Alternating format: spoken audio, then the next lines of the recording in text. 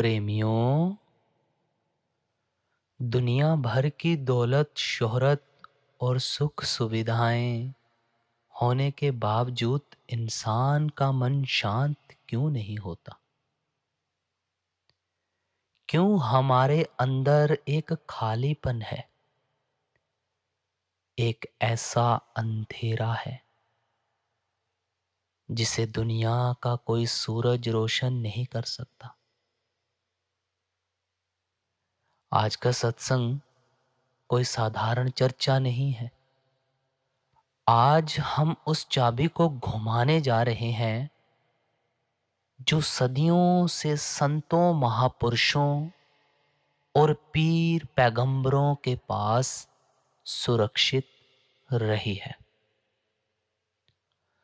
आज हम बात करेंगे उस दीपक की जिसे अगर आपने सही जगह रख दिया तो आपका भीतर और बाहर दोनों जगमगा उठेंगे। इस सत्संग का फरमान है भक्ति के महासागर गोस्वामी तुलसीदास जी महाराज जी की अमर वाणी है। श्री रामचरितमानस से लिया गया है। उन्होंने एक अद्भुत बात कही है, राम नाम मन दीप धरूं, जी देहरी द्वार, तुलसी भीतर बाहिर, ज्यों चाहस उजियार। सोचिए कितना गहरा विज्ञान है इन दो पंक्तियों में। तुलसीदास जी कहते हैं कि अगर तुम चाहते हो कि तुम्हारे घर के अंदर भी उजाला हो और बाहर भी, तो दीपक चौखट पर रख दो। ठीक उसी तरह अगर तुम चाहते हो कि अगर तुम्हारी आत्मा और तुम्हारा सांसारिक जीवन प्रकाशवान दोनों हो जाएं, तो राम नाम रूपी मन को अपनी जीभ रूपी देहरी पर रख लो। सत्संग में आज बहुत गहराई है। जिज्ञासु इस सत्संग को बड़े ध्यान से समझेंगे, क्योंकि यह सत्संग कोई आम सत्संग तो है नहीं जिसे कोई आम इंसान समझ सके। यह बहुत ऊपर का सत्संग है। तो बड़े ही उसूलों के साथ, बड़े ध्यान के साथ हमने इसको पूरा समझने की कोशिश करनी है। राम नाम मन दीप धरूं, जिह देहरी द्वार, तुलसी भीतर बाहिर हूं, चों चाहसी उजियार। आज हम गोस्वामी तुलसीदास जी की हरमन प्यारी रचना रामचरितमानस के बालकांड में से लिए गए चंद दोहे और चौपाई के माध्यम से नाम भक्ति और राम नाम की महिमा पर विचार कर रहे हैं। गुरु घर ने भी नाम भक्ति और राम नाम की महिमा का बहुत अच्छे से प्रचार किया है, उपदेश किया है। नौवीं पातशाही के वचन हैं, राम सिमर यह तेरे काज हैं। चौथी पातशाही ने वचन फरमा दिए, जप मन राम नाम परगास। पांचवी पातशाही ने फरमाया, राम नाम जप हृदय माहे, नानक पत सेती कर जाए। और तीसरी पातशाही ने फरमा दिया, बिन नावे और पूज ना होवई, परम पुली लोकाई। अब देखो, इन सब वचनों का यही भाव है कि उस मालिक का नूर और प्रकाश अनुभव करने के लिए, अज्ञानता का अंधेरा दूर करने के लिए शुरुआत प्रभु के नाम के सिमरन से होती है। और नाम के साथ लिव जोड़कर ही आत्मा उस प्रभु के नूर को अनुभव कर सकती है। और इज्जत मान से अपने निज धाम पहुंचकर आवागमन के बंधनों से मुक्त हो सकती है। और बिना इस नाम भक्ति के प्रभु मिलाप का और कोई साधन नहीं है भाई। इसी भाव को ही गोस्वामी जी आज की वाणी जो विचारधीन है इसमें खोल के समझा रहे हैं बड़े अच्छे तरीके से। आप शुरुआत करते हैं, ऐ प्यारे जीवात्मा, तू अपने प्रभु का, राम का नूर देखना चाहती है, उजाला देखना चाहती है, प्रकाश अनुभव करना चाहती है, उसका रिफुल्जेंस, उसकी रेडियंस को अनुभव करना चाहती है, तो कहते हैं प्यारी जीवात्मा, तुलसी भीतर बाहरों चो चहसी उजियार। तू अपने हृदय के अंदर और बाहर भी उस मालिक के नूर को अनुभव करना चाहती है, तो सबसे पहले कदम है प्रभु के नाम का सिमरन। कैसे करना है नाम का सिमरन? शुरुआत कहां से करनी है? तो आप फरमा रहे हैं, राम नाम मन दीप धरो जिह देहरी द्वार। हमारी जीवा का द्वार मुख है, इसकी देहरी हमारे होंठ हैं। कहते हैं अपनी जुबान से प्रभु के नाम का सिमरन करना है, शुरुआत करनी है। जैसे जैसे इस सिमरन के अंदर पूर्णता आएगी, एकाग्रता आएगी, जुबान के सिमरन को मन का सिमरन उठा लेता है, मनन शुरू हो जाता है। आज की अवस्था में हमारी आत्मा जो ईश्वर अंश जीव अविनाशी है, मालिक की अंश है, जिसने प्रभु के नूर को देखना है, वह तो मन के साथ ही जुड़ी हुई है।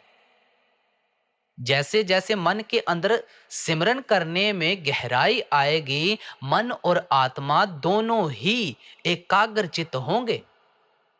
और कहां पर एकाग्रचित होंगे? जिह देहरी द्वार। जीवात्मा का मुक्ति द्वार की देहरी क्या? उसकी दहलीज इशारा दो आंखों के पीछे और मध्य की जगह की तरफ है, जिसको शिव नेत्र कहा जाता है, दिव्य चक्षु कहा जाता है, तीसरी आंख कहा है। मुक्ति का दरवाजा कहां है? यहां पर मन और आत्मा सिमरन के जरिए एकाग्रचित होंगे, तो यहां पर ही उस प्रभु की दया धार नाम की धुन का धुना, उसका प्रकाश यहां पर मौजूद है। आत्मा उस प्रकाश को यहां पर ही अनुभव करने के योग्य बनती है, और ये नाम उस मालिक का रूप है। आत्मा का इस प्रकाश को अनुभव करना ही उस कुल मालिक परमात्मा के प्रकाश को, उसके नूर को, उसकी रेडियंस को अनुभव करना है, जिससे हमारा अज्ञानता का अंधेरा दूर हो जाता है और परमात्मा जो सर्वव्यापी है, अंदर भी है बाहर भी है, उसके नूर को अनुभव करने के योग्य बन जाते हैं। आपने बात की है उजियार की, तो स्वाभाविक है उजियार का ताल्लुक अंधेरे से होता है। समझो, कोई अंधेरा भी होगा। ये कौन सा अंधेरा है जिसके बारे में स्वामी जी महाराज ने भी फरमा दिया, जग में घोर अंधेरा भारी, तन में तम का भंडारा। भाई दुनिया के अंदर भी अंधकार है, शरीर के अंदर भी अंधेरे के गुबार भरे हुए हैं। ये कौन सा अंधेरा है? संत जन समझाते हैं कि ये अज्ञानता का अंधेरा है भाई। कौन सी अज्ञानता है? विचार करें। आज की अवस्था में हमारी आत्मा, जिसने प्रभु के नूर को अनुभव करना है, वो मन के साथ बंधी हुई शरीर के दायरे में है। आज हमारी ये जीवात्मा जिस संसार में विचर रही है, यानी कि जिस संसार में बिखर गई है, ये मायामय संसार है। इसकी शक्लें हैं, पदार्थ हैं, इनके गुण हैं, इनकी सुंदरता है, इनकी विचित्रता है, इनका मान महत्व है, भोगों के रस हैं, इनकी मिठास है, जिन्हें मन हमारे शरीर के ज्ञान इंद्रियों के जरिए अनुभव करता है। इसका मोह और खींच हृदय में प्रकट हो जाती है। इंसान धीरे धीरे धीरे धीरे इस मोह के अंदर इतना गलता हो जाता है, इतना गलता हो जाता है कि सर्वव्यापी प्रभु जो बाहर भी है, हमारे हृदय के अंदर भी है, उसको मिलना, अनुभव करना तो बड़ी दूर की बात है, उसकी तो किसी को याद ही नहीं रह जाती। इसलिए इस माया के मोह को, जिसे गुरबाणी में दूजा भाव कहा है, इसको माया के मोह का पर्दा कहा है, अज्ञानता का पर्दा कहा है। गुरु साहब ने इसको कूड़ की पाल, झूठ की दीवार कहा है। क्योंकि इस मोह के अंदर, मोह के पर्दे के अंदर इंसान ये संसार जो नश्वर है, इसे सच्चा और सदैव समझ के अपना बनाने की कोशिश में जुट जाता है। वो मालिक जो अपना है, अपना बन सकता है, उसकी तो किसी को याद तक नहीं रहती।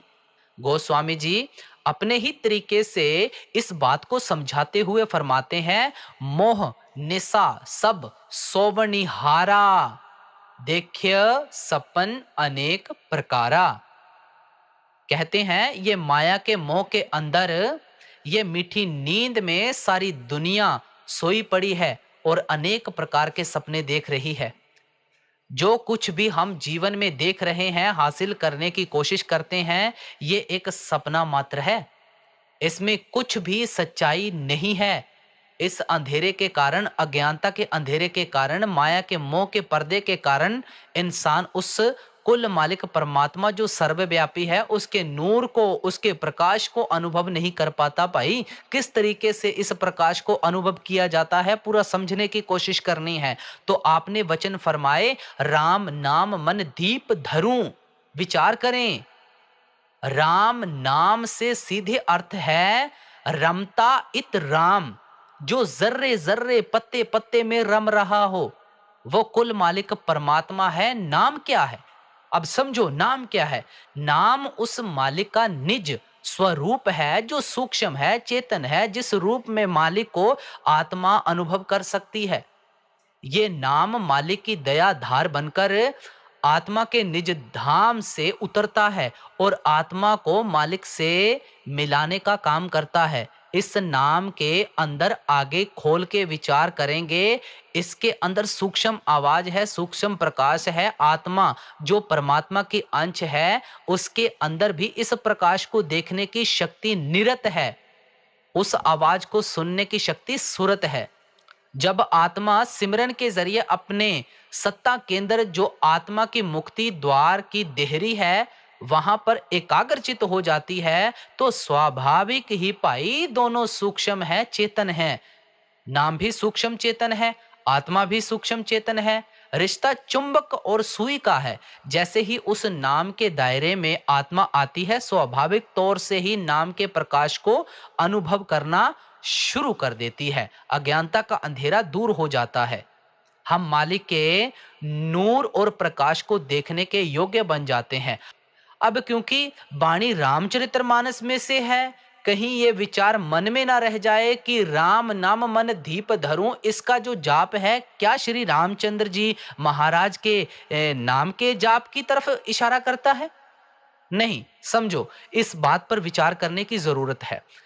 सबसे पहले तो विचार करके आए हैं कि राम से सीधे अर्थ होते हैं रमता इत राम, जो रम रहा हो।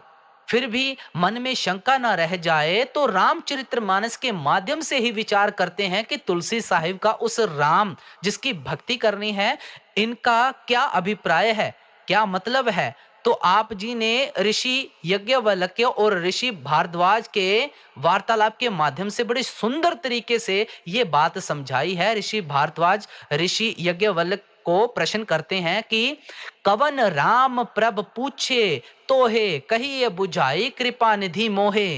कृपा निधान, आप ही दया करके मुझे समझाएं कि राम कौन है। अब विचार करना है, पूरे ध्यान से सुनना है। इन्होंने सवाल किया है कि राम कौन है।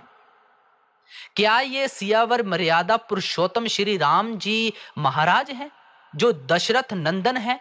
कहते हैं, सोई राम की अपर को जाहि जपत त्रिपुरारी। कहते हैं वही राम है या कोई और शक्ति है जिसे त्रिपुरारी अर्थात शिवजी आदि देवता भी जिसका जाप करते हैं, आराधना करते हैं। तो ऋषि यज्ञवल्क्य ने अनेक प्रकार के तरीके से उसको समझाया और कंक्लूजन उपदेश किया कि भाई राम जिसकी महिमा, जिसका मनन करना है, जिसके साथ लिव जोड़नी है, अगुण अखंड अनंत अनादि जाहि चित ही परमार्थवादी। कहते हैं वो राम अवगुण है। अवगुण से भाव तीन गुणात्मक रचना जो त्रिलोकी है, ये इससे ऊपर की शक्ति है, अखंड है, वो एको है, सब कुछ वही है, उसके सिवाय कुछ और है ही नहीं। सब कुछ वही है भाई, सब कुछ उसके अंदर है, वो सब में समाया हुआ है, इसलिए वो अखंड है, कहते हैं अनंत है, उसका कोई पारावार नहीं पाया जा सकता और अनादि है, जिसके बारे में गुरु नानक साहिब ने फरमाया है, आद सच जुगाद सच है भी सच, नानक होसी भी सच। कहते हैं वो अनादि काल से है, कहते हैं ये वो प्रभु राम है, जह चित ही परमार्थवादी। प्रभु मिलाप के चाहवान, जिनकी चिंतन, जिनकी आराधना करते हैं, इसके बारे में वेदों ने भी फरमा दिया, नेति नेति जहां वेद निरूपा निजानंद निरूपाधि अनुपा। अब देखो कितना बारीकी के साथ हमें समझा रहे हैं। वेदों ने कह दिया नेति नेति, ना इत ना उत, भाव ये अनंत है। कहते हैं कैसा है?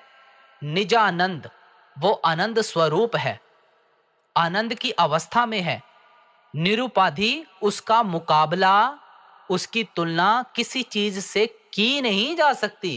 कहते हैं अनूप है, उसकी उपमा गाई ही नहीं जा सकती।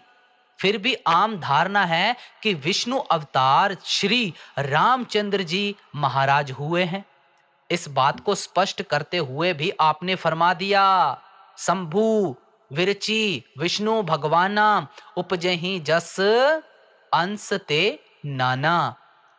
कहते हैं एक ही नहीं, अनेक शिवजी ब्रह्मा और विष्णु जो शिवजी हैं वो संहार करने वाली शक्ति है, ब्रह्मा पैदाइश करने वाली शक्ति है और विष्णु को प्रतिपालक शक्ति माना गया है। कल के सत्संग में दादा भवानी जी ने बड़ा खोल के समझाया है, आज भी इसी के ऊपर विचार हो रहा है। कहते हैं ये सब तरीके की शक्तियां अनेक नहीं, उसके अंश मात्र से अनेक ऐसी शक्तियां पैदा हो जाती हैं, इसलिए इशारा कुल मालिक की तरफ है। गुरबाणी में भी गुरु अर्जुन देव जी महाराज ने इस बात को बड़ा खोलकर समझाया है। आपके वचन है, ब्रह्मो जाके वेद धुन करे। ब्रह्मा रचनात्मक शक्ति है, धरती के ऊपर इसको ब्रह्मा को रचनात्मक शक्ति मानते हैं। धरती हमारी सूरज के 9 प्लैनेट में से एक है। 1 अरब सूर्य या तारे हमारी गैलेक्सी में है, आकाश गंगा में है, 1 अरब आकाश गंगाएं हैं। कितने तारे, कितने प्लैनेट, कितनी धरतियां, उसके ऊपर कितनी रचनात्मक शक्ति होंगी, अंदाजा नहीं लगाया जा सकता। इसलिए आप जी ने वचन फरमा दिए, एक नहीं अनेक ब्रह्मों जाके वेद धुन करें। वेद ध्वनि नाम की ध्वनि या ओम की ध्वनि को कहा जाता है। वेद ध्वनि नाम ध्वनि या ओम की ध्वनि को कहा जाता है कि ध्वनि का उच्चारण कर रही है। अनेक महेश बैस ध्यावही, महेश कहते हैं शिवजी को जो ध्यानी माने गए हैं। एक नहीं अनेक शिवजी जैसे ध्यानी उसकी साधना में व्यस्त हैं, लगे हुए हैं। कहते हैं अनेक पुरख अंसा अवतार, एक नहीं अनेक पुरुष, रामचंद्र जी आए, श्री कृष्ण जी महाराज आए, गुरु नानक देव जी महाराज आए, कबीर साहिब आए और इतने युग पुरुष आए। कहते हैं उसकी एक अंश मात्र शक्ति लेकर ये सारे ही युग पुरुष आते हैं, मालिक का सौंपा हुआ काम करके वापस उसमें समा जाते हैं। और फिर जो स्वर्ग के चाहबान हैं उनके लिए फरमा दिया, अनेक इंद्रे उबे दरबार। इंद्र देवता को स्वर्ग का राजा माना गया है। कहते हैं एक नहीं अनेक इंद्र उसके दरबार में हाजिरी भरते हैं। ये प्रभु राम हैं जिसकी आराधना करनी है, भक्ति करनी है, जिसके बारे में आपने फरमा दिया, देह धरे कर ये फल पाई, भज्य राम सब काम बिहाई। गोस्वामी जी के वचन हैं, कि अगर मालिक ने कृपा करके मनुष्य का जामा बख्शा है, एक ही मकसद है, उस राम की भक्ति करनी है। कौन सी भक्ति करनी है? राम नाम की भक्ति करनी है। क्यों करनी है? तो गोस्वामी जी फरमाते हैं, राम नाम कर अमित प्रभावा, संत पुराण उपनिषद गावा। कहते हैं इसका बहुत अनफैदो अनफैदोमल, जिसका अंदाजा नहीं लगाया जा सकता, इतना उच्च कोटि का प्रभाव है। कहते हैं मैं नहीं, सभी संत महात्मा उपनिषद और वेद पुराण इसी की ही महिमा गाते हैं और गाते आए हैं। क्या महिमा है? गुरु घर ने पांचवी पातशाही ने फरमा दिया, राम जपत होआ प्रगास। इस नाम के जपने से अंतर और बाहर उजियारा हो गया, प्रकाश हो गया। आत्मा उसके नूर को, ज़हूर को अनुभव करने के योग्य बन गई। जो गोस्वामी जी ने फरमाया था, फिर कैसे ये अनुभव होता है? तो पांचवी पातशाही के वचन है, राम नाम है ज्योति सबाई, सो गुरमत काढ़ लीजे। अब ज्योत फरमा दिया, वहां मणि दीपक फरमा दिया। क्योंकि दीपक इसलिए राम नाम को फरमाया कि दीपक में प्रकाश होता है। मणि इसलिए फरमा दिया कि मणि में अपना आपका प्रकाश होता है। यहाँ गुरु साहब ने ज्योत फरमा दिया। कहते हैं राम नाम रूपी ज्योत या मणि हर इंसान के अंदर मालिक ने रखी है। पर इस सार तत्व को कैसे प्राप्त कर सकते हैं? गुरमत काढ़ लीजिए। किसी पूर्ण संत महात्मा के उपदेश पर चलकर इस सार तत्व को, राम नाम रूपी मणि को अनुभव करके मालिक के नूर और प्रकाश को देख सकते हैं, अनुभव कर सकते हैं। लाभ क्या होगा? फिर पांचवी पातशाही ने फरमा दिया, गुरमत आप पछाणिया, राम नाम प्रगास। कहते हैं जब राम नाम का प्रकाश हृदय में उज्जवल हो गया गुरु के उपदेश पर चलकर, तो आत्मा अपने आप को पहचानने के योग्य बन गई। क्या राम नाम से लिव जोड़कर आत्मिक रसाई करती हुई आत्मा काल और कर्म के दायरे से त्रिलोकी नाथ के दायरे से ऊपर उठ गई? अपने आप को मालिक की अंश के रूप में अनुभव करने के योग्य बन गई। यहाँ पर मन और माया की सब मलिनताएं खत्म हो गईं। मालिक के साथ मिलकर मालिक का रूप बनने के योग्य हो गईं। यह राम नाम का अंतिम प्रभाव है। और कितना प्रभाव है? आगे कड़ी में इशारा कर रहे हैं, नाम जिह जप जगहि जोगी, बिरती विरची प्रपंच वियोगी, ब्रह्मा सुखी अनुभव ही अनुपा, अकथ अनामय नाम न रूपा। बड़ा सुंदर उपदेश करते हुए फरमा रहे हैं कि भाई राम नाम के सिमरन का ये महत्व है कि नाम जिह जप जागहि जोगी। जोगी वह साधक है जो कुल मालिक परमात्मा से आत्मा का योग करना चाहते हैं, मिलाप करना चाहते हैं। कहते हैं ऐसे जोगी जो हैं नाम सिमरन से ही जाग उठते हैं। अब ये सोना क्या है और जागना क्या है? इंसान का इस मायामय संसार के अंदर मन के अधीन होकर मायामय संसार की शक्लों पदार्थों की मेर मोहब्बत में लीन हो जाना, इनके विषय विकारों को जीवन का मकसद बना लेना, वो मालिक जो सर्वव्यापी है, अपना बन सकता है, उसको भूल जाना, इसे परमार्थ में मालिक की तरफ से सोना कहते हैं। भाई जागना क्या है? जागना यह है कि इस संसार को एक सपने मात्र समझा जाए, इसकी शक्लों पदार्थों के साथ मेर मोहब्बत एक फर्ज मात्र समझकर ही किया जाए। इनकी जो मोह है ये बंधनकारी है, इसको समझा जाए और इस संसार को नश्वर समझकर अपनी लिव को, अपने ख्याल को उस मालिक के साथ जोड़ के रखा जाए, मालिक की याद को हृदय में बसाकर रखा जाए। ये परमार्थ में जागना है। आप फरमाते हैं ये कैसे सोने से जागने की अवस्था में आ सकते हैं? नाम जिह जप जागे जोगी। कहते हैं नाम सिमरन से। कैसे? सबसे पहले विचार करें कि जब हम मालिक के नाम के सिमरन में लगते हैं तो धीरे धीरे धीरे धीरे दुनिया का सिमरन जो है उसकी जगह में मालिक के नाम का सिमरन हृदय में बस जाता है। आप जी जानते हो, सिमरन का ताल्लुक याद से होता है। याद का ताल्लुक मेर मोहब्बत से होता है, मोहब्बत से होता है, प्यार से होता है। जैसे जैसे मालिक का नाम हृदय में बसेगा तैसे तैसे दुनिया का प्यार खत्म और मालिक का प्यार हृदय में बसना शुरू हो जाएगा। भक्ति भाव हृदय में पैदा होना शुरू हो जाएगा। दूसरे, जैसे जैसे प्रभु के नाम में लगते हैं हमें अंतर में ही समझ आनी शुरू हो जाती है कि मन के कोने कोने से विकार विघ्नकारी हैं।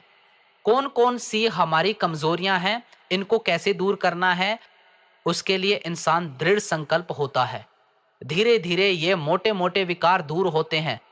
मन और आत्मा में कुछ पवित्रता आनी शुरू हो जाती है। जितना जितना प्रेम भाव और ये पवित्रता आती है, इस भावना से जैसे जैसे नाम सिमरन में लगते हैं तो हमारे मन के अंदर एकाग्रता बनती जाती है लगातार। पीछे अर्ज की थी, जैसे जैसे मन और आत्मा एकाग्र होंगे तो जाएंगे कहाँ? आत्मा के सत्ता केंद्र, जो उसकी मुक्ति द्वार की देहरी है, यानी जो आंखों के पीछे यहाँ पर ही अर्ज की थी, उस मालिक की दया धार नाम की धुन का धुना है, नाम का प्रकाश है। इस नाम को, अमृत नाम को आत्मा परमात्मा की तरफ जाग उठती है, क्योंकि मालिक के नूर और प्रकाश को अनुभव करने के योग्य बन जाती है। फरमाते हैं, गुरु घर की वाणी है कि नाम अमृत है, महारस मीठा है। इसको, इस अमृत को, मिठास को अनुभव करके मन दुनिया की तरफ से बैरागी हो जाता है, दुनिया की मेर मोहब्बत खत्म हो जाती है। इसी भाव को समझाते हुए आप फरमा रहे हैं कि जीवात्मा जो सोने से जागने की अवस्था में आ गई, उसको क्या लाभ हुआ? बिरती विरची प्रपंच वियोगी। विरची कहते हैं ब्रह्मा जी को, प्रपंच कहते हैं खेल को। ब्रह्मा जी का या काल कह लो या धर्मराज कह लो, जो उसका खेल है, प्रपंच है, मायामय संसार है। कहते हैं इससे विरत हो गई, इससे मन के अंदर माया का मोह निकल गया और वियोगी दुनिया की मेर मोहब्बत खत्म हो गई। मालिक के मिलाप की तड़प पैदा हो गई। और जैसे जैसे ये तड़प पैदा हुई तो आत्मा जब अंदर नाम राम को अनुभव करने के योग्य बनी, क्या लाभ हुआ? ब्रह्मा सुख अनुभव ही अनूपा। ब्रह्मा सुख, ब्रह्मा हिंदू शास्त्रों में मालिक को भी कहा गया है। कहते हैं मालिक के मिलाप के सुख अनुभव होने शुरू हो जाते हैं, जो अनूप हैं, उनका बयान नहीं किया जा सकता। गुरु नानक साहिब के वचन हैं, सुरत शब्द सुख उपजै प्रभ रातो सुख सार। सुरत जब शब्द को अनुभव करती है तो कहते हैं अति उच्च कोटि का सुख अनुभव करती है, उसको समझाया नहीं जा सकता। वो आश्चर्यजनक हैरत अंगेज अनुभव है। कहते हैं आत्मा परमात्मा के नाम के रंग में रंगी जाती है। आप फरमा रहे हैं ये जो अनुभव है मालिक के मिलाप के सुख हैं, अकथ हैं, ये हैरत अंगेज हैं, इनको बयान नहीं किया जा सकता।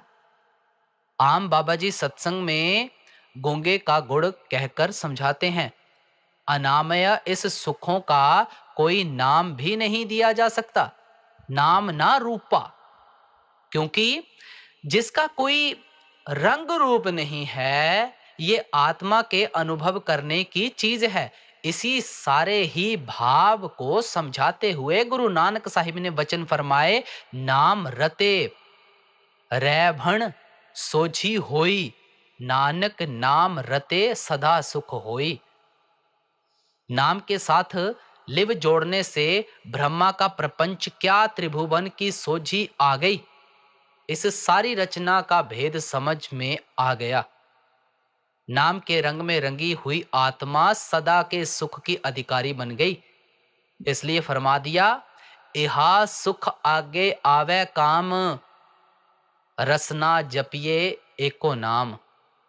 पंचम पातशाही फरमाते हैं, भाई एक ही जिंदगी का काम है राम नाम का सिमरन। यहां भी 4 दिन सुख के काट लेंगे, परलोक भी सुधर जाएगा। अब ये नाम जिसके जरिए इतने सुख अनुभव होते हैं, आनंद अनुभव होता है, क्या ये कोई बोला पढ़ा या लिखने जाने वाला नाम है? तो गोस्वामी जी की एक और रचना है दोहावली। उसमें आप समझाते हैं कि नाम 3 प्रकार के होते हैं। आप फरमाते हैं कौन से 3 प्रकार के हैं? वर्णात्मक, धुनात्मक, स्वप्न विधि 3 त्रिपद, अगम तुलसी कहे, अनुभव गम्य प्रवीण। कहते हैं जो प्रवीण है, समझदार है, वह अपने अनुभव के आधार पर जान जाते हैं कि नाम 3 प्रकार का है।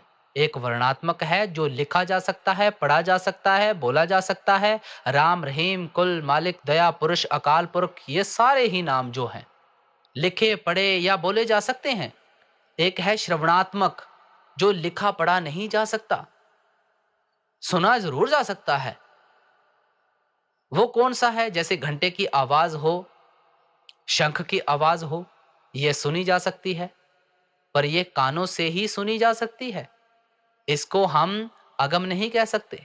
तीसरा धुनात्मक है जो सूक्ष्म है, जो चेतन है, हमारे कान, नाक, मुंह इसको अनुभव नहीं कर सकते, इसलिए कह दिया है ये अगम है, इसका अनुभव ये सिर्फ अनुभव करने की चीज है।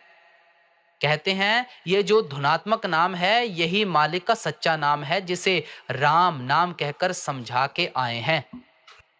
और इसके क्या गुण हैं? गोस्वामी जी के वचन हैं, नाम रूप दुई इस उपाधि, अकथ अनादि सुसा मुझी साधी। कहते हैं इस नाम के अंदर 2 गुण हैं, 2 उपाधियां हैं।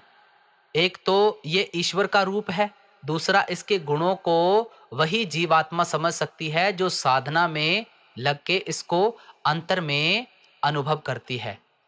एक गुण है नाम, इसके अंदर शब्द है, इसके अंदर ध्वनि है। दूसरा इसके अंदर रूप है। रूप मीन्स प्रकाश है, इसके अंदर उजियारा है, प्रकाश है। आप फरमाते हैं ये दोनों ही गुण एक ही जैसा महत्व रखते हैं। किसी साधक को पहले शब्द की धुन सुनाई दे जाती है, किसी को नाम का प्रकाश दिखाई दे जाता है।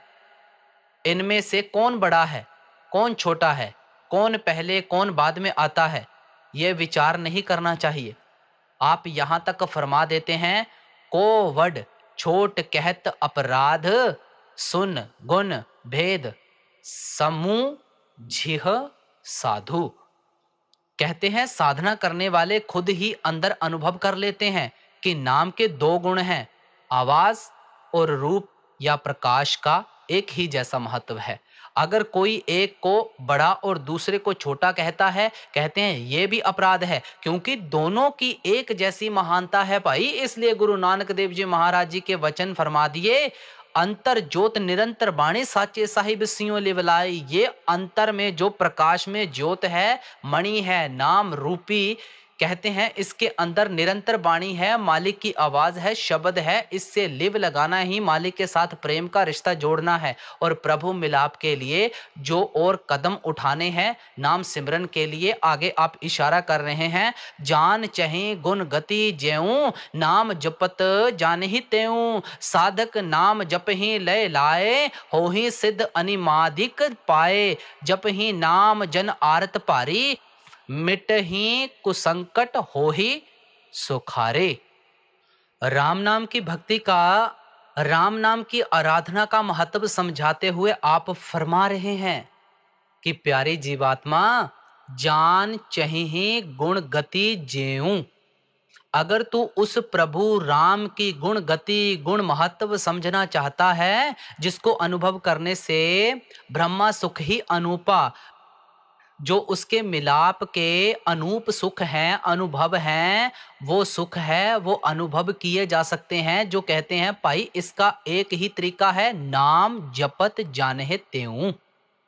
केवल ये नाम सिमरन से ही मालिक के गुण भेद को समझा जा सकता है। अब मन में विचार आता है, ये जो नाम सिमरन का इतना महत्व बताया जाता है, ये नाम सिमरन किसका करना है?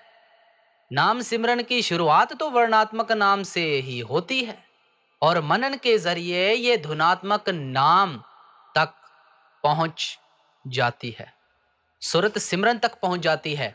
तो कौन से नाम के सिमरन से शुरुआत करनी है? तो गोस्वामी जी के वचन है, जाने को हरि गुरु कृपा उदित पय रवि ज्ञान।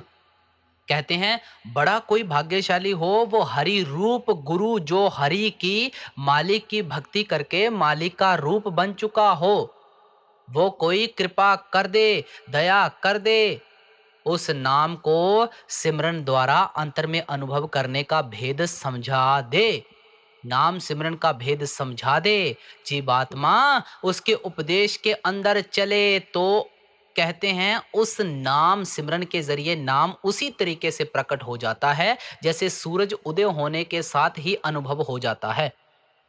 आपके समझाने का भाव है कि नाम सिमरन गुरु के समझाए हुए उपदेश के अनुसार करना है। कबीर साहिब के वचन है, सिमर सिमर हरि मन गाए, ये सिमरन सतगुरु ते पाए। ये सिमरन सतगुरु के उपदेश के अनुसार करना है। कहते हैं इस तरीके से जब सतगुरु से उपदेश लेकर नाम सिमरन में लगे हैं तो नाम सिमरन कैसे करना है? गुरु नानक देव जी के वचन है, हरि जन प्रीत जपे निरंकारा।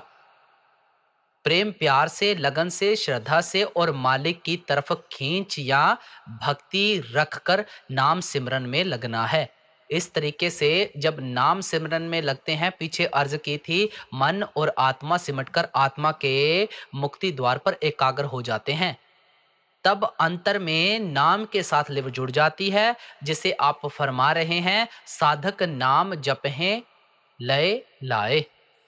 अब जो साधक है, जब अंदर सुरत का सिमरन शुरू हो गया, सुरत या आत्मा नाम की धुनि के साथ नाम के प्रकाश के मार्गदर्शन के जरिए अपने निज घर की तरफ उड़ान मारती है।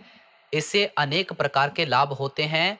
एक तो नाम के जरिए नामी को अनुभव करते हैं, पर साथ में और क्या लाभ होते हैं आप फरमा रहे हैं, होई सिद्ध अनिमादिक पाए, अनेक प्रकार की रिद्धि सिद्धियां आ जाती हैं। पांचवी पातशाही के वचन है, सगल पदार्थ अष्ट सिद्धि नाम महारस माही। अष्ट सिद्धियां कौन सी हैं? अष्ट सिद्धियां हम आमतौर पर सुनते हैं 8 सिद्धियां होती हैं। ये कौन सी हैं? अणिमा है, छोटा रूप धारण कर लेना महिमा है, बड़ा रूप धारण कर लेना लघिमा है, हवा जैसे हल्के हो जाना प्राप्ति है, मन चाहे फलों को प्राप्त कर लेना प्रकामय है, दूसरे की बात को समझ लेना उसके बाद वशीता है, मनोकामनाओं को पूरा कर देना गरिमा है। पूरा समझो। एकदम भारी हो जाना ईशित्व है, दूसरे को अपनी मनोकामना से प्रभावित करके मनोकामनाओं को पूरा कर देना, कहते हैं ये सब उसके नाम सिमरन के अंदर आ जाती हैं। पर संत जन इसकी मनाही करते हैं, खंडन है इनका, आगे खोलकर समझाएंगे। इसके अलावा फरमाते हैं, जप ही नाम जन आरत पारी। बहुत दुखी अवस्था में प्रारब्ध भोगता हुआ इंसान अति दुष्ट, कठिन, दुखी अवस्था या कष्टदायक अवस्था में से गुजर रहा हो, वो मालिक के नाम का सिमरन करे। कहते हैं क्या लाभ होता है? मिट ही कुसंकट हो ही सुखारी। उसके कितने भी बुरे से बुरे संकट या बुरे हालात क्यों ना हो, वह बुरे हालात के दायरे से ऊपर उभर जाता है, उसको भी जीवन के सुख की सांस आ जाती है।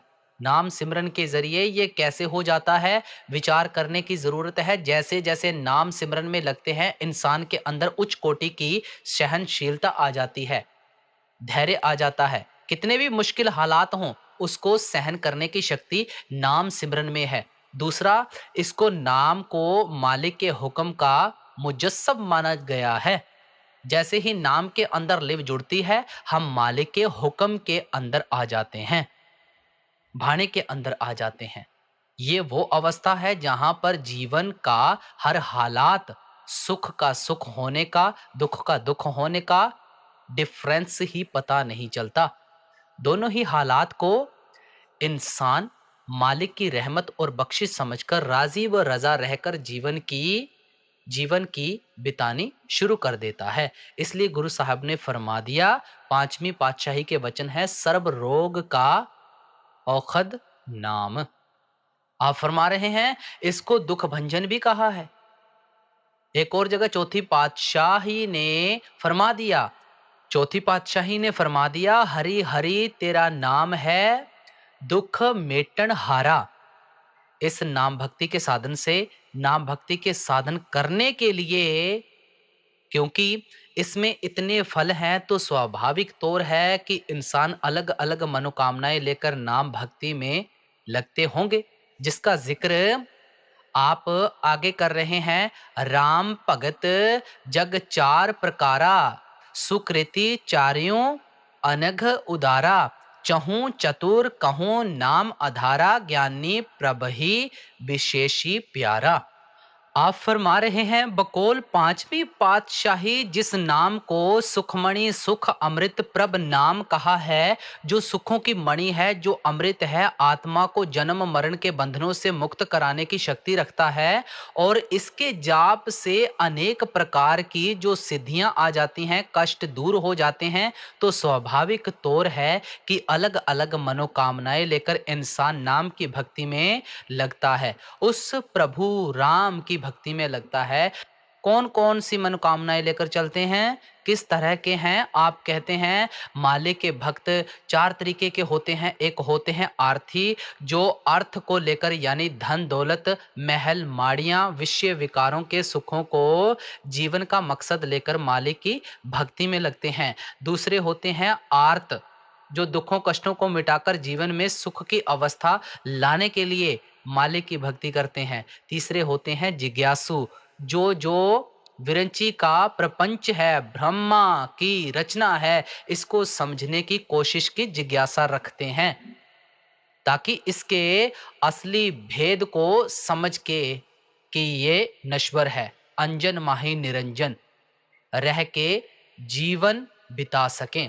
चौथे होते हैं ज्ञानी, जो केवल अज्ञानता के अंधेरे को दूर कर मालिक के नूर और प्रकाश को अनुभव करके नाम के साथ लिव जोड़कर नामी में समा जाने की कोशिश करते हैं। कहते हैं वो चौथे किस्म के भगत हैं, मालिक की भक्ति में लगते हैं। आप फरमा रहे हैं सुकृति चारयों अनघ उदारा। कहते हैं चारों ही तरीके के जो भगत हैं वो पुण्य आत्माएं हैं। कहते हैं क्यों? पाप रहित हैं, उदार दिल हैं, अपना भी उद्धार करते हैं, दूसरों का भी उद्धार करते हैं। कहते हैं फिर चहूं चतुर कहूं नाम आधारा। कहते हैं चारों ही समझदार हैं। क्यों समझदार हैं? वो मन के अधीन होकर बाहरमुखी कर्मकांड में नहीं लगे, अंतर्मुखी में ही लगे। पर कहते हैं ज्ञान ही प्रभु ही विशेषी प्यारा। जो प्रभु है उसको वही लोग पसंद हैं जो मालिक को अंदर अनुभव करके मालिक में समा जाने का, मालिक का ज्ञान हासिल करके मालिक का रूप हो जाने की भक्ति में लगते हैं। इसलिए हुजूर फरमाया करते थे कि जब दाता आ जाता है तो दात अपने आप बीच में आ जाती है। तो आप फरमाते हैं ये जो नाम का सिमरन है, ये क्या कलयुग में या सतयुग में भी ये सिमरन, नाम का सिमरन इतना ही प्रभावशाली था? इस भेद को आप आगे जाहिर कर रहे हैं। चहूं जुग चहूं श्रुति नाम प्रभाऊ, कली विशेषी नहीं आन उपाऊं। आप समझा रहे हैं कि नाम वो शक्ति है जो मालिक ने अपने मिलाप के जरिए खुद बनाई है। मालिक एक है, उसके मिलाप का रास्ता भी एक ही हो सकता है, वह नाम भक्ति है। कहते हैं चारों युग हुए हैं, सतयुग है, त्रेता है, द्वापर है, अब कलयुग है। इसके तरीके से 4 वेद हैं। ऋग्वेद है, यजुर्वेद है, सामवेद है और अथर्ववेद है। चारों वेदों में और चारों युगों में इसी नाम भक्ति की महिमा कही गई है, इसी के प्रभाव को दर्शाया गया है। पर फिर भी अलग अलग युगों में इस नाम के साथ लिव जोड़ने के अलग अलग साधन समझाए गए हैं, क्योंकि नाम से लिव तब जुड़ती है जब नाम सिमरन के जरिए आपने समझाया अपने ख्याल को जिह देहरी द्वार के आत्मा के मुक्ति द्वार पर तीसरे तिल पर एकाग्र करते हैं। अब ख्याल को या आत्मा को, मन को तीसरे तिल पर एकाग्र करने के लिए जो चीज रुकावट बनती है वह माया का प्रभाव है। अलग अलग युगों में माया का अलग अलग प्रभाव था और मन और आत्मा को यहाँ एकाग्र करने के लिए अलग अलग साधन समझाए गए थे, इसलिए समझा दिया गया। एक आम कहावत बन गई, कहना बन गया कि अलग अलग युगों में मालिक की भक्ति के अलग अलग साधन थे। असल में मालिक के मिलाप का साधन एक ही है भाई, और एक ही रहा है। आप फरमाते हैं सतयुग में क्या साधन था, तो आपके वचन है ध्यान प्रथम जुग मख विधि दूजे द्वापर परितोषत प्रभु पूजे। गुरु रविदास जी ने फरमा दिया सतयुग सतु त्रेतय जगी द्वापर पूजा चार। एक ही जैसे भाव है। सतयुग के अंदर सतोगुण का प्रभाव था, रजोगुण नहीं था, तमोगुण तो नाम मात्र भी नहीं था। सत का प्रभाव था, सच का व्यवहार था। लोग थोड़ा सा ध्यान अंदर करते थे, मालिक के ध्यान में लग जाते थे। जब त्रेता युग आया, दूसरा युग आया, जो सतोगुण था कम हो गया, रजोगुण बढ़ता शुरू हो गया। अभी तमोगुण का प्रभाव कम था। अब इस अवस्था में आकर यज्ञ या मख आदि जो हैं वह साधन अपनाए जाने लगे, ताकि अपने ख्याल को एकाग्र करके तीसरे तिल पर ले आएं। इसके बाद द्वापर युग आ गया, जो इसमें सतोगुण था नाम मात्र रह गया, रजोगुण बहुत ज्यादा बढ़ गया, तमोगुण का भी प्रभाव आ गया। जो साधक पहले त्रेता युग में काम आते थे, द्वापर में नहीं आते थे, अब मन के ऊपर अंकुश लगाने के लिए पूजा की विधि बन गई, संयम में लाने के तरीके बन गए, जीवन चलाने के लिए नियम बना दिए गए। किन किन नियमों के ऊपर जीवन चलाना है, पूजा आचार तरीके के आचरण में निर्मलता लाकर पूजा अर्चना का साधन बन गया। कहते हैं इसके बाद में कलयुग आ गया, इसमें सतोगुण तो है ही नहीं, रजोगुण कहीं थोड़ा बहुत है, तमोगुण का भंडार है, तमोगुण ही छाया हुआ है। तमोगुण के अंदर जो नेगेटिव टेंडेंसी है मन के विचार प्रचंड रूप धारण कर चुके हैं। मन के विचार इतने ज्यादा माया के अधीन हो चुके हैं, इंसान को मालिकता की याद नहीं है। पर वो मालिक जिसकी आत्मा अंश है, उसने आत्मा को अपने मिलाप का जो जरिया है खुद ही बनाया है। वो अब आत्मा की इस तरह की असहाय अवस्था देखता है, मन और माया की चक्की में पिस रही देखता है। उसने इस कलयुग को बड़ा परोपकारी युग बना दिया है। कैसे परोपकारी बना दिया है? कहते हैं इस युग में कुछ भी और करने की जरूरत नहीं है। गुरु रविदास जी के वचन हैं, कली केवल नाम आधार। केवल नाम सिमरन के जरिए ही हम अपने ख्याल को आत्मा के मुक्ति द्वार तक एकाग्र करके सच्चे नाम से लिव जोड़कर परमात्मा के नूर को अनुभव कर सकते हैं। इसी बात को समझाते हुए गोस्वामी जी ने फरमा दिया, कल युग सम युग आन नहीं, जो नर कर विश्वास। है पाई, जो इंसान विश्वास करके चलते हैं वह समझ लें कि कलयुग जैसा कोई परोपकारी युग नहीं है। क्यों? गाई राम गुण गण बिमल पवतर विनहि प्रयास। कहते हैं राम के गुण गा के, क्या मालिक के नाम के सिमरन के जरिए ही जो इंसान है बिना किसी और यत्न के भवसागर को पार करके मालिक का मिलाप हासिल कर सकता है। स्वामी जी महाराज ने भी फरमा दिया, कलयुग सम कर्म नहीं कोई, नाम बिना उधार ना होई। इस कलयुग में आप फरमा रहे हैं, कली विशेषी नाही आन उपाऊं। कहते हैं ये नाम की साधना तो चारों युगों में रही है, पर इस कलयुग के अंदर नाम सिमरन द्वारा नाम के साथ लिव जोड़ने के सिवाय और कोई साधन नहीं है, ना ही अपनाने की जरूरत है। पर ये नाम सिमरन के लिए कैसी भावना होनी चाहिए, आप आखिरी कड़ी में समझा रहे हैं, सकल कामना हेन जे राम भगति रसलीन, नाम सुप्रेम पीयूष हृदय तिन्हों किए मन मीन।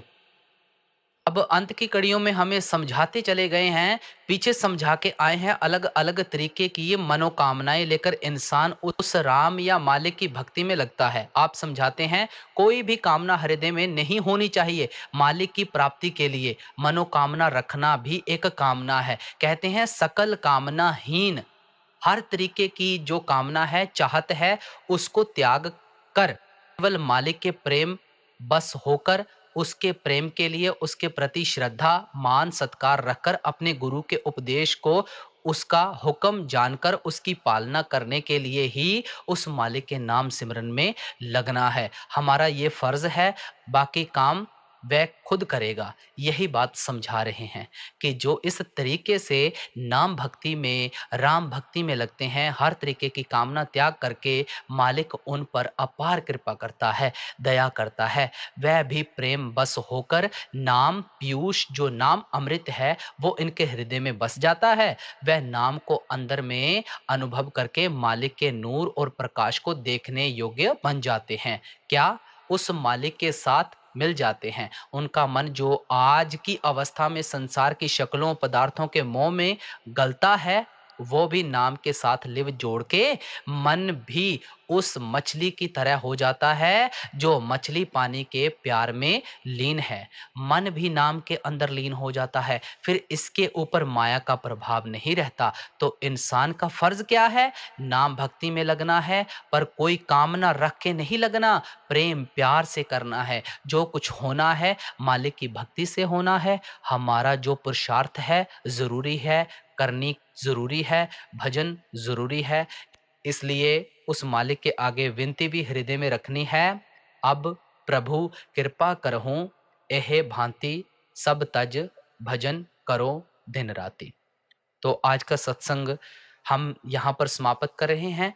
हमें देखो कितना बारीकी के साथ बड़ा खोल-खोल के समझाते आए हैं, बड़ी कड़ी-कड़ी जोड़कर गोस्वामी तुलसीदास जी ने हमें बड़ा बारीकी से समझाया है, और हमारा भी फर्ज बनता है कि हम इस रास्ते पर चलें और बाबा जी का भाणा मानकर उनकी दी हुई दात को निरंतर जपें, नाम की कमाई करें, शब्द की कमाई करें। सभी को राधा स्वामी जी।